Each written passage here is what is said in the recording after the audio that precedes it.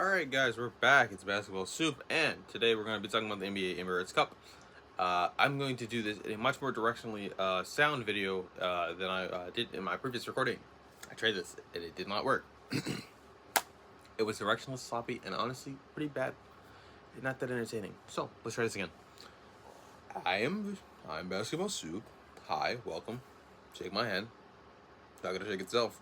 There, you got a nice firm grip, buddy. Alright. Now that I'm done pretending to shake someone's hand because no one's going to watch this video, let's talk about the Cup. The Cup.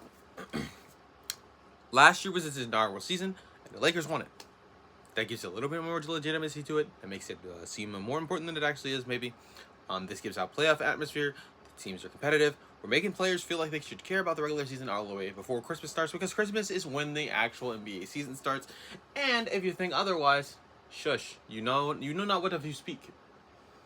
Unless a team comes out of the gate really hot, that's pretty bad. There's no real indicator of, man, this is a real team. Most real teams are formed by Christmas. If you disagree, I'm just telling you based off pure vibes. I'm not going to pull up statistics to prove that, because I feel like that would be a very, very hard statistic to prove. It's just something that you feel, the energy, the difference, right? You know, what I'm saying. Let's talk about the teams that are left. So last night, the teams that were eliminated were Golden State, and the teams that was eliminated in the East was New York. These were two of the teams that I was thinking, hey, yeah, they should probably beat who they play against tonight. Now, I have been thoroughly surprised by not only Atlanta, but Houston. Now, I'm going to preface this statement that I'm about to say next. I do not think that Houston, currently as constructed, is a real contender, currently. I do think winning the Cup would help legitimize their claims. Would it just completely invalidate the fact that I just do not believe in them? No. But it would give me that little bit of doubt just for a second before I go, it's still Houston. And even though Ime Udoka is a good coach and they have a really good defense, it's Houston. What do I mean by that? Well, I'll get back to that. And I'll do the same thing for Atlanta. Yes, Atlanta looks pretty good, and they've had some pretty good road runs and really impressive ones as of late. But, and yes, they are on a good winning streak too. I will say that as well. But when I look at this team, something feels wrong. Now, let's talk about the other two teams that everyone is going to be like, hey, they should win it all easily. OKC, who did they eliminate? They eliminated the Mavericks. I feel like they had a very tough one. That was a tough game to play, and they blew they blew them out, like, bad. Like, it was like Luka and Kyrie were, they had less points than Shea did individually. Shea had 39 points, by the way. It's not like Shea went off for 60. No, those two combined had 33 points. They held Luka down, dog. That defense was clamping, buddy. It was not a good look. I will say this: Luka started the season out pretty slow, but it's November. Psych, it's actually December, buddy. We're almost at Christmas games. You need to get it together now. I do think Luka will be fine. For those who are worrying, do not. Now I'm going to talk about Milwaukee, because even in my last recording, I just couldn't be bothered to talk about them. It just felt terrible. Let's talk about them right now. Milwaukee is what I like to refer to as finally realizing that they are supposed to be a contender and not a bad team. So, what do I mean by this? It seems like Doc Rivers actually... Remember when that quote that came around was like, I'm going to start telling... He told Milwaukee's front office he's going to start taking his job seriously now. And we were like, you weren't before? What are you talking about? What are you, a terrorist? What's going on with you, Doc? Doc, what do you mean? You're at least supposed to make this team a good regular season team, right? And Doc had excuses, and we were like, oh God, Doc Rivers, what's going on, buddy? You suck. You suck. And he took all that things to heart and made very minimal adjustments, and the team started winning. What do I mean by that? Well, first, Milwaukee started the season so abysmal from three-point land that it was mind-boggling. It was like, what are we talking about? Levels of why, right? Andre Jackson is a rookie, and he's developing into quite the Swiss Army knife over there in Milwaukee. Now, this team still has crucial flaws that they have not acknowledged, but the production for their best players and their team around them has finally gone to a level where I can be like, oh my goodness, that's the NBA team that I thought I was going to see 30 games ago. Oh my goodness, where have you been? Schnookums. Giannis is playing like the best player on the planet that isn't named Jokic, and I'm... Look, dude, I don't know what you want me to say about him. Like, it's...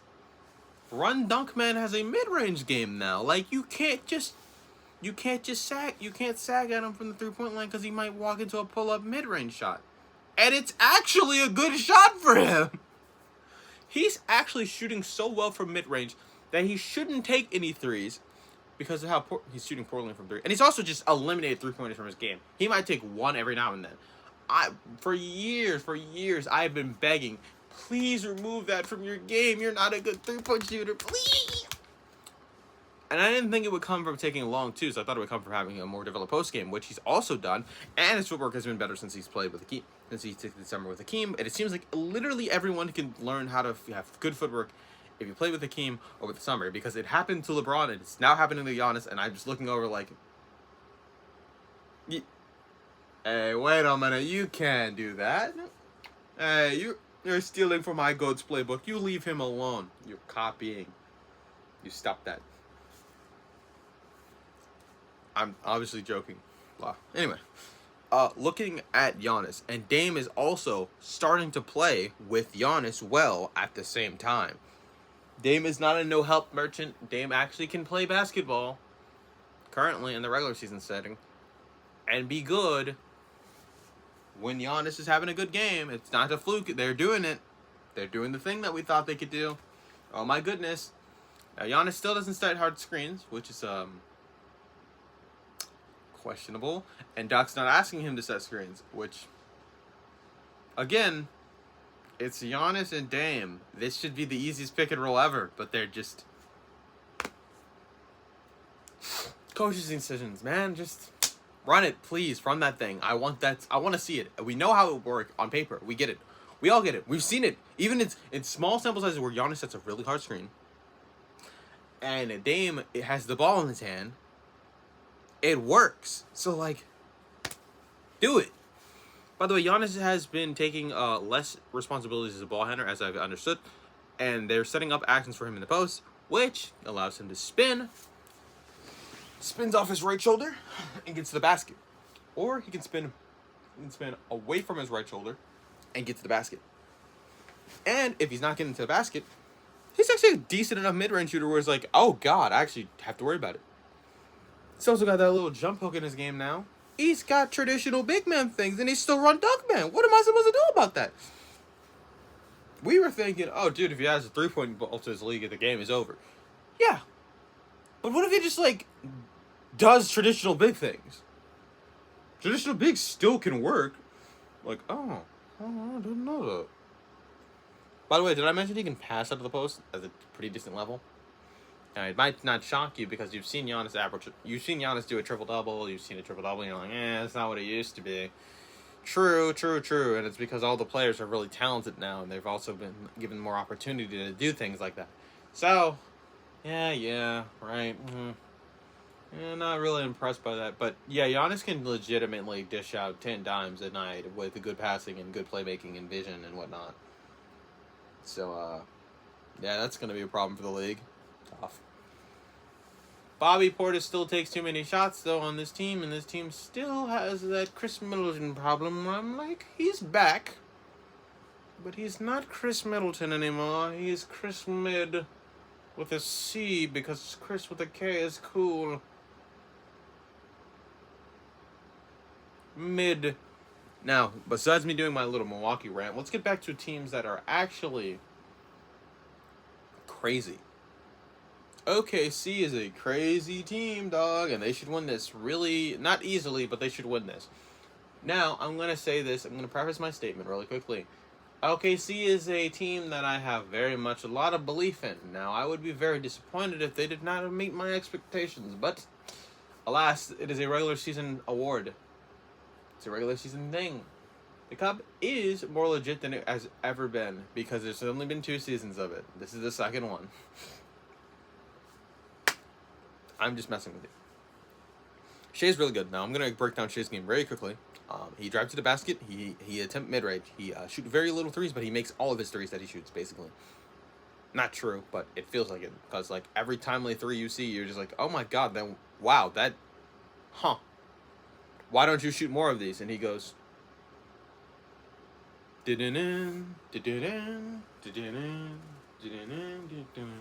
goes out and is just right in the mid range, and it's just,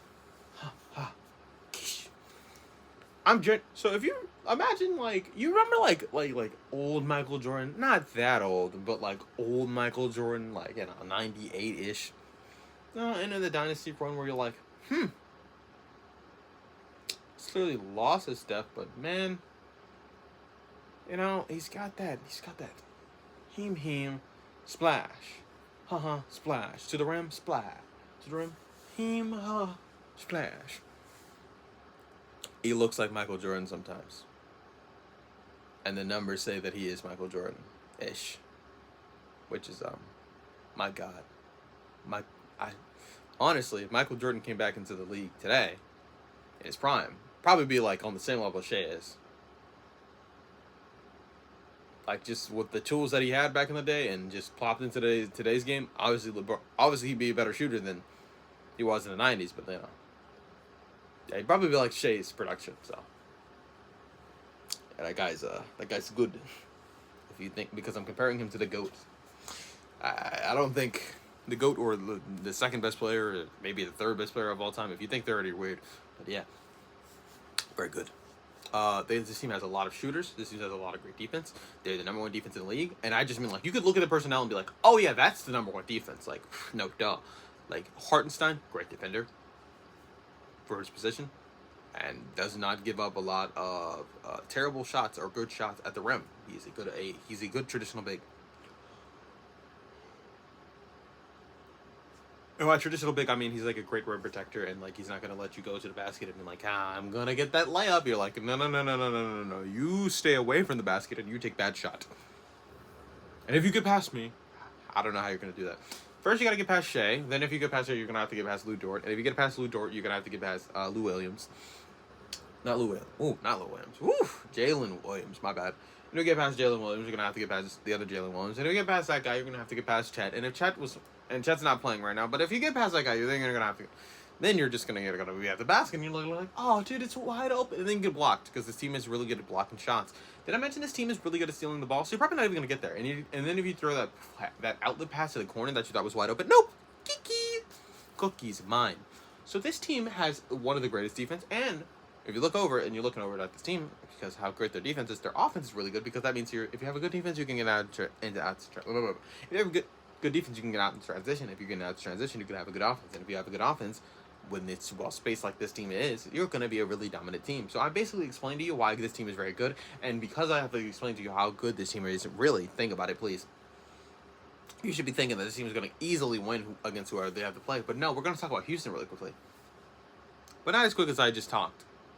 Houston, coached by Ime Udoka, because I feel like coaching has not mattered clearly as much as it has. Like if I talk about every team's coach, Mark Dagnall is a good coach for the OKC Thunder. Don't get that twisted. He won Coach of the Year last year for a reason.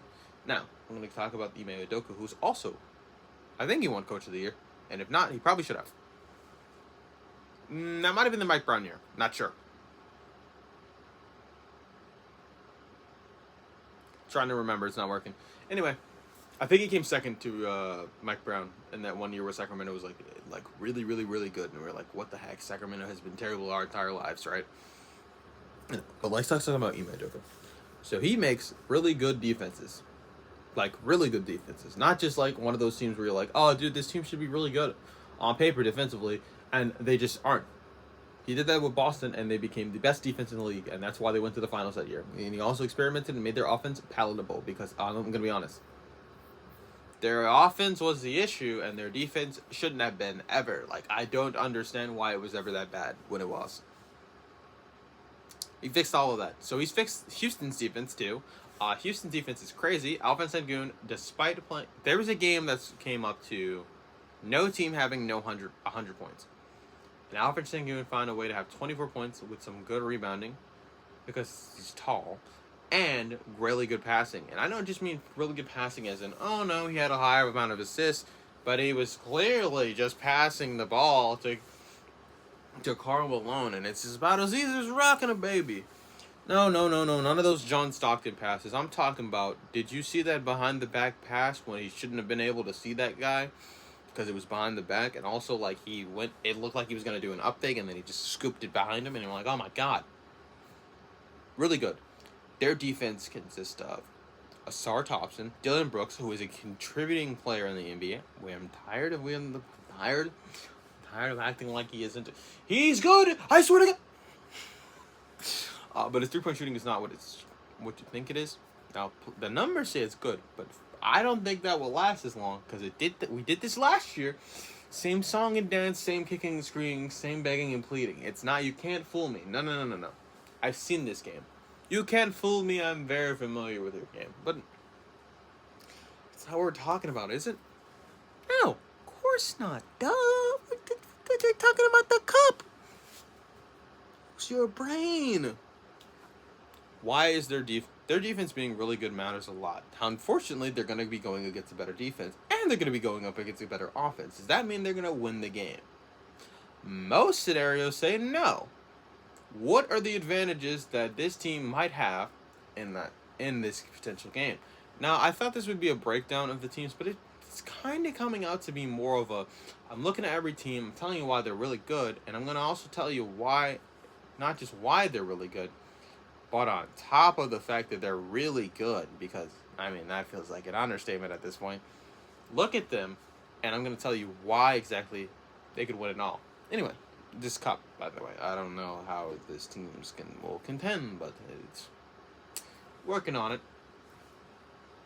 All right, so Houston's offense is not going to do this soon. So what they're going to have to do is really, and I do mean really, out-rebound the fuck out of the ball.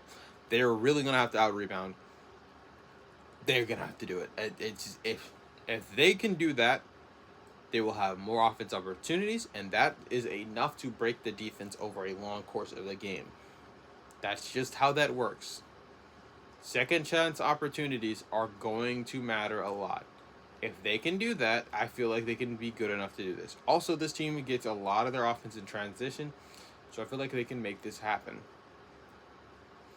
Let's go over to Atlanta real quick. Atlanta wore down New York.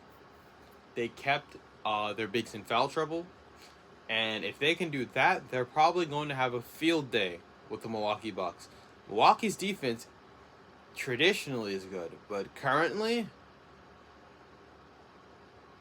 no, they're just gonna have to outgun people. If you're the Milwaukee Bucks, you're gonna have to outgun this team. You have a really old roster though, so you're not gonna outrun this team. That's not gonna happen. And Gary Trent should be getting the same hate that Gabe Vincent gets, but he's playing in Milwaukee, so no one cares, right? But if you know who Gabe Vincent is, and you know why I'm mentioning him, that should be like a red flag, and you go over to the old boy, Gary Trent Jr., and go, damn, boy, you suck. You're bad. You're not that good. And the perimeter defense is baby food, right? Now, Giannis is playing DPOY level defense right now. That being said, Brook is old. The roster is old and injury prone, and Dame has never been a good defender, so it's not going to come from him. Right? It's pretty obvious. I think Atlanta can win that game. I actually expect Atlanta to win that game. I think Trey is going to torch Dame. Is Dame going to get his own? Oh, yeah, Dame is going to get his offense. Dame is going to get him. They're going to go at it. But I'm looking at that supporting cast in Atlanta, and I think that their defense will be enough to slow down a Damian Lillard, enough to slow down a Giannis. They are not going to stop them. That is a common misconception. No great offensive player has ever been truly, just completely taken out of a game. Outside of their own volition or something bothering them, like an injury, or just they just weren't mentally there. That is never going to happen to a great player. But you can slow him down and annoy him. And considering that Giannis is shooting one of the worst he's ever shot from the free throw line, you can send him to the line. Now, he might go through that contact some of those times, and he might dunk on you. But you can send him to the free throw line and give him that hack-a-shack treatment. Right? And honestly, considering they're not running it, there are running sets for him with good enough spacing, and the spacing is better. So, it's going to come down to... Here's my two main takeaways and what's going to come down to for that game. And hypothetically, who do I think will win it? OKC will hypothetically win it. That's all I'm going to say about that. You should understand by what I've said by now. Who is going to win the Atlanta versus Milwaukee game? And contend and show and represent the East in the Cup. Well, I'm glad you asked. Look at this. Look at them. Look at me. Why do I think Atlanta will come out on time? I think they have just enough perimeter defense, and I think they have solid enough bigs that could slow down them. I do not think they're going to stop them. I don't think that's going to happen.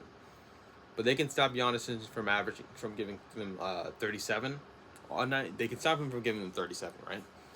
They're going to get him down to a good, crisp 28, right? They'll get 28 out of him. And if you're looking at Dame is going to have to go off that night. But I don't think it'll come from Dame either. They're going to have Dyson Daniels as primary matchup. And they're going to slow him down a little bit. I think he's going to shoot inefficient. He's going to have an inefficient 30. The rest of the cast is going to have to stop. The rest of the cast will slow down Chris Middleton by having Chris Middleton just have a really off night. And by slow him down, I mean Chris Middleton is prone to have off nights. That is the way of the world. I think Bobby Portis off the bench is not going to hit those baby hooks tonight. It's just going to be off.